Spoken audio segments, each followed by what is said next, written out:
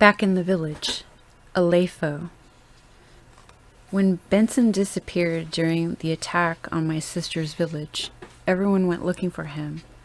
My older brothers, my mother, and my father all searched the area. They were away for days, but they found nothing. Nobody had seen Benson. A year later, in our village, people had begun to put their lives back together again, rebuilding their houses and planting crops. But the fighting was not far away. When Tok, an area 3 days' walk away, was destroyed by new attacks, people from there moved to our village. During the year the village was getting back in shape, my father never stopped looking for Benson. If he visited nearby villages, I went with him.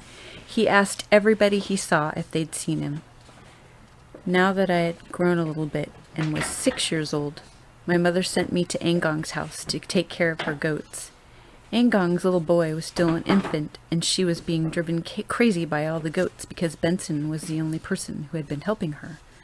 It was there, a year after Benson disappeared at Angong's house, that I found out Benjamin was missing as well. His parents had no clue where he might be or if he was even alive. Because he was so young, they had little hope. I didn't do well at Angong's. When I took the goats out, I'd sit down and play, and then the goats would disappear. I was scared to go after them because of the lions. Angong had 100 or 200 goats, and sometimes I came home at the end of the day with just 3. The rest had scattered and were eating other people's crops, and people didn't like that. Every day there were reports coming to my sister's house. "Your goats ate my sesame. Your goats ate my sorghum." She'd say, "I'm so sorry.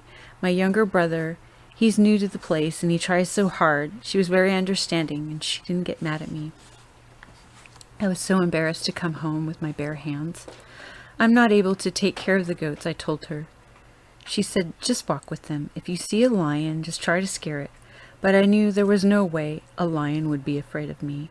I told Angong that I really wanted to go back home to my mother's house. One day we were at the well. Angong was drawing water and pouring it into a small hand-carved boat until it was full. Then I would lead 10 goats to drink. She would fill again, and we alternated like that until all the goats had enough to drink.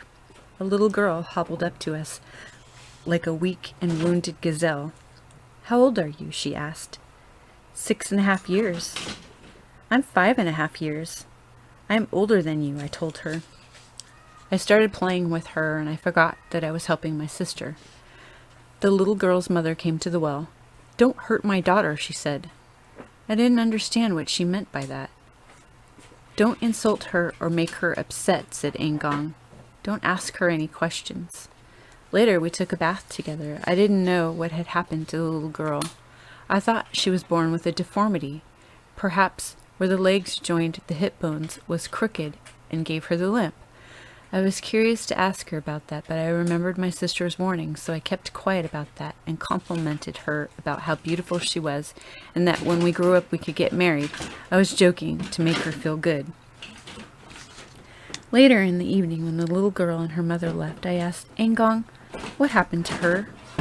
Why were you warning me not to say anything bad?" Tears came to Angong's eyes. "I've never witnessed more inhuman activity in my life. When the village was attacked, that little girl was raped by a grown man. I still didn't understand how it made her like that. You are nearly a man, and this is a time of war. You should understand these things that happen." The tears stopped flowing from Angong's eyes, and she looked angry. The men had guns. One of them wanted to take the little girl with him, but she clung to a small bush, screaming in terror, so it was difficult for him to remove her hands. "You, a stupid little girl," the man shouted. "I will give you the medicine you will never forget."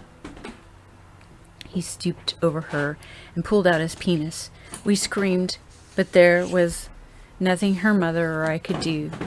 They had us tied, lying on our stomach, and held us back with guns. The man tried to dig his penis into the girl, but he couldn't get it in while he was holding her down too. He got up and tied her hands to that small bush. He pushed it in and pushed on her with his full weight. At first she struggled and screamed, but a few minutes later the loud cries stopped. The little girl had passed out. I couldn't look at this act one more minute. To my disgrace, all I did was lie on my belly and cry. The man raised his gun to shoot the girl in her head, but another man argued with him. I couldn't understand everything they said. My Arabic is not that good, but it sounded like the other man was upset about his inhuman act. They didn't shoot her and left. Ingon didn't say any more about that again. I didn't understand all of the things about rape or what she said about it being a time of war, but I never forgot that little girl and what I'd seen it had done to the bones inside her. Weeks went by at Angong's. Every day I had more problems with all those goats. I told Angong, if you don't take me home, I'm going by myself. I don't think she believed me. It was only a 2-hour walk. But even if it had taken 2 days, if I said I was going to do that, I would do it. I didn't like anyone telling me what I couldn't do. When she still didn't take me, one morning without telling her, I started walking. The path had high African trees over it and bush taller than a grown man. No one could see me moving down the trail. I heard stories that people disappeared on that path, eaten by cannibals or something, but I got so tired I forgot about it and sat down to play. When I got hungry, I climbed into a tree called Shum, and picked some fruits like grapes. As I continued watering down the path, I nearly ran into a mother warthog with her babies. We surprised each other. She snarled. I was so scared that even though there were no branches, until way above my head I climbed a tree, went straight up like a monkey. The warthog wasn't scared. She and her babies didn't run. They just stayed under that tree eating and talking warthog. I moved through the tree branches, wanting to climb down and be on my way, but the mother warthog did not move. I was stuck. Warthogs can cut you badly. They can kill a grown man with those teeth.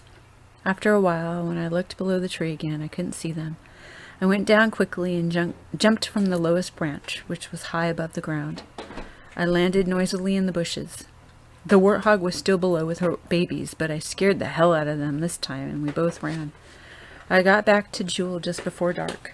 My mother was very surprised to see me. She hugged me, but then looked at me with a questioning face. Does Angong know you came home? I think Angong got very worried because the next day she walked the 2 hours from her village to ours to make sure I was there. Around that time, my father began trying to get people to build a school in our village for the kids so they could learn about the world. I thought my village was the world, but my father told me there is another world. One day, he pointed to an airplane going across the sky. See that skyboat? A girl is flying it. I wanted to go and fly that airplane. Those are white people going to America, he said. About a year after Benson disappeared, my father said he wanted to go to talk to find out if Benson had fled there. My mother told him she wanted to go with him once she finished mending the roof to the big cattle house. But my father didn't wait and went alone. A few days later, a man came to our house and talked to my mother. She started crying. A week later, they told us my father had died. I still don't know why he died. Maybe he was killed. After I heard the news, I got sick, terribly sick, vomiting and fever, so hot. Things came in my head like people flying and talking to me. My poor mother. She'd lost Benson, lost my father, and now I was dying. Till my brother, Nunu, brought home a small tree whose leaves looked like a tamarind and produced a really bitter tea, more bitter than chloroquine. He ground the leaves and roots and soaked them and sieved the water. He held my mouth and poured in this medicine. I threw up green and yellowish stuff. My body was better after that, but my heart still ached for my father and my brother, Benson. So I stayed in the village and watched our own cows and goats with my brothers. My mother didn't send me back to Angong's again.